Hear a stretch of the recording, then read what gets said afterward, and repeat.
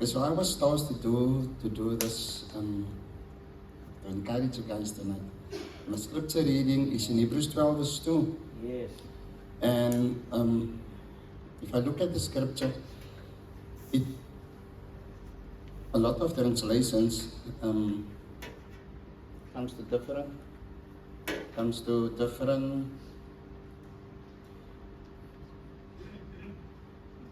it translates in different things. But before I want to go there, I want to the translation that I got is this the GNT version. Let us keep our eyes fixed on Jesus, on whom our faith depends from beginning to end. He did not give up because of cross, or he did not give up because of the cross. On the contrary, because of the joy that was waiting for him, he thought nothing of the disgrace of dying on the cross, and he is now seated at the right side of God's throne. So if I must title my message tonight, some versions say looking unto Jesus. Others say that so looking unto Jesus. So we know that Hebrews 12 verses 2 is looking unto Jesus. But what do we really look at when we read the Bible, when we read the verse? Are we looking at Jesus, or do we see something else? And I did a bit of research on the scripture, and I was thinking, who can I take as an example that was looking unto Jesus, that focused on Jesus in times of trouble, in times of need? And the first person that came to mind is David. Yeah. David, God allowed David to kill a bear. God allowed David to kill a lion. And that time when he killed the bear and the lion, he was so alone. And then when he saw Goliath, of course Goliath was a giant man, and he came and he just did with the Israelites with net soos hy gewil het.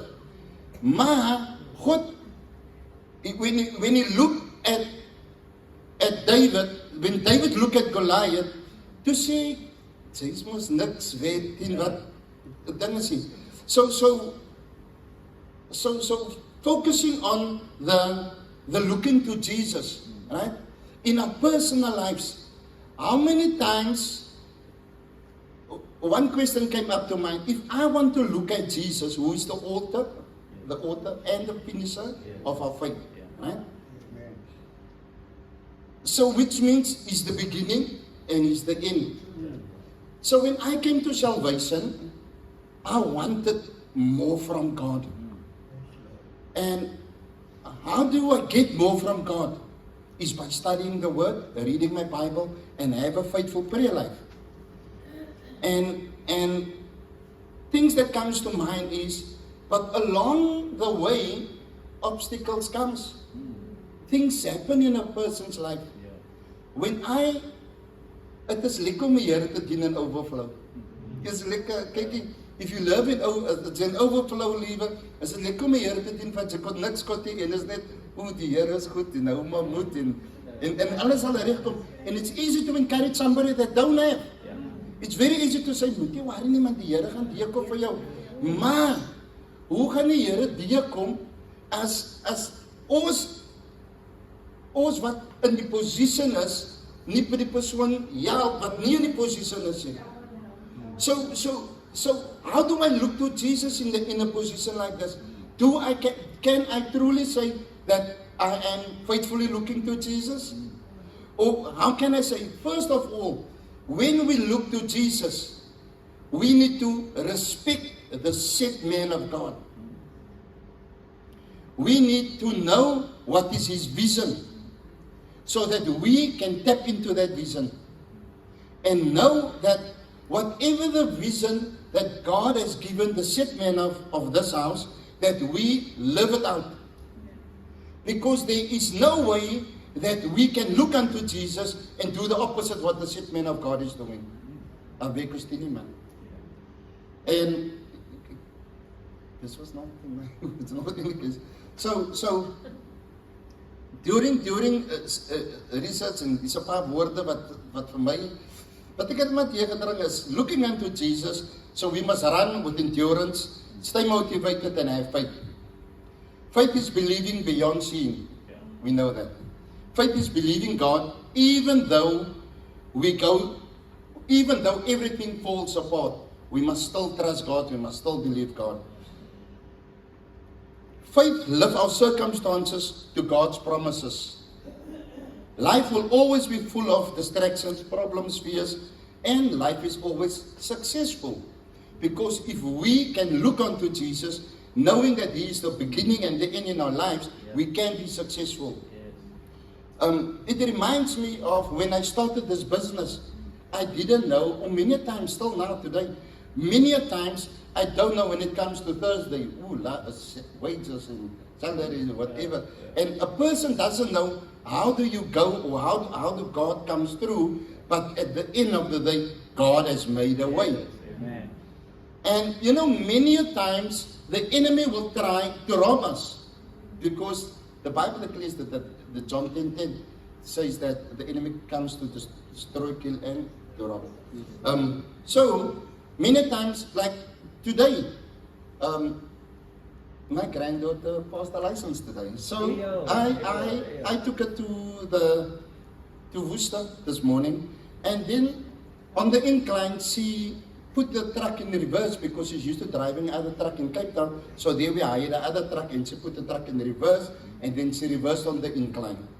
And it was just finished. Boom, you failed. And I said, no man, I am a man of authority, under authority. And I am going to see this guy who's the chief of this traffic department. And I went to him and I said to him, listen sir, I don't want to be seen or get preferences about anybody else in your place. But I want to need to know, is there no cancellation today that my granddaughter can make another appointment and pass out today? Because the truck cost me 1,100 rand. I drove out about 800 rand diesel up and down. So it's 2,000 rand. So I need to ask. And you know what he said to me? You know what? We do have an opening at 2:30. Wow, thank you Lord. So 2:30 we went there. I just want to show you how the devil tries to distract us. So 2:30 comes, and the examiner or the inspector, whatever you want to call him, is not there. Yeah. He's on the other truck with somebody else, because this place took a bit longer. Eventually when he came there, it was 2:45, and he still had to make his papers out for this guy because he also passed his license. And then only Kim went onto the road.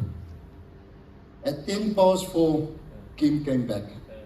So we were sitting in the traffic department. We only left Worcester at 5:05. And I said, Lord, whatever it takes now, please just give me patience until I get home. Nou kom ons mos die Stellenbosch. Biden Powell. En nou kom my ander broer van my mos nou met die taxi. And the patience is getting out of hand. But that is the way the enemy wants to distract us. Knowing tonight is going to be a successful prayer night, which was successful until this far. And he wanted to rob me from not attending church. But God has given us the power to overcome these things. David and Goliath didn't depend on David. When he saw Goliath, he didn't depend on himself, even though he saw the body of Goliath. He was looking unto Jesus. He knew that the strength that was in David, Goliath thought that the strength, because David was a little short man, he thought, because of you, it can be overcome. But because David knew that my strength is from God, he went to Goliath and he declared over Goliath. He declared, today I will slaughter you.